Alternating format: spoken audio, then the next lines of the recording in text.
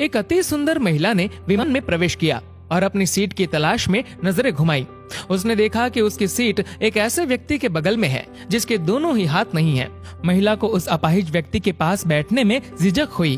उस सुंदर महिला ने एयर होस्टेस से बोला, मैं इस सीट पर सुविधा पूर्वक यात्रा नहीं कर पाऊंगी क्योंकि साथ की सीट पर जो व्यक्ति बैठा हुआ है उसके दोनों हाथ नहीं हैं। उस सुंदर महिला ने एयर होस्टेस से सीट बदलने हेतु आग्रह किया। असहज हुई एयर होस्टेस ने पूछा, मैम क्या आप मुझे कारण बता सकती है? सुंदर महिला ने जवाब दिया, मैं ऐसे लोगों को पसंद नहीं करती और ऐसे व्यक्ति के पास बैठकर मैं यात्रा नहीं कर पाऊंगी। दिखने में पढ़ी लिखी और विनम्र प्रतीत होने वाली महिला की ये बात सुनकर एयर होस्टेस अचंभित हो गई।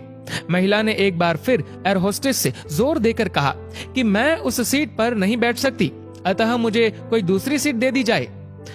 एयर होस्टेस ने खाली सीट की तलाश में चारों ओर नजर घुमाई पर कोई भी सीट खाली नहीं दिखी।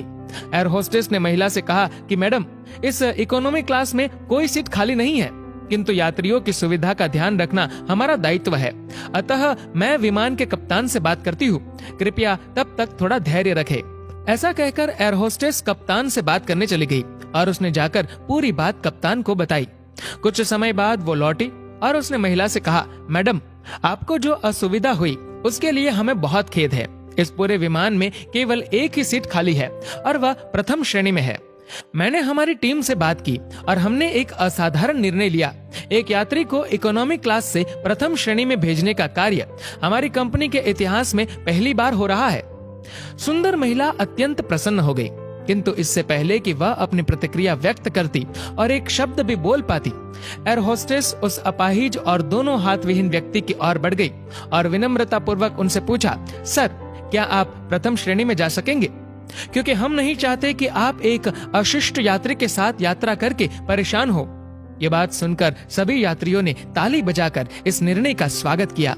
वह अति सुंदर दिखने वाली महिला तो अब शर्म से नजरें ही नहीं उठा पा रही थी। तब उस अपाहिज व्यक्ति ने खड़े होकर कहा, मैं एक भूतपूर्व सैनिक हूँ और मैंने एक ऑपरेशन के दौरान कश्मीर सीमा पर हुए बम विस्फोट में अपने दोनों हाथ खो दिए थे। सबसे पहले जब मैंने इन देवी जी की चर्चा सुनी तब मैं सोच रहा था कि मैंने भी किन लोगों की सुरक्षा के लिए अपनी जान जोखिम में डाली और अपने हाथ खोए, लेकिन जब आप सभी की प्रतिक्रिया देखी तो अब अपने आप पर गर्व महसूस हो रहा है कि मैंने अपने देश और देशवासियों की खातिर अपने दोनों हाथ खोए। और इतना कहकर वह प्रथम श्रेणी में चले गए। सुंदर महिला पूरी तरह से शर्मिंदा होकर सर झुकाए सीट पर बैठ गई। अगर विचारों में उदारता नहीं है तो ऐसी सुंदरता का कोई मूल्य नहीं है।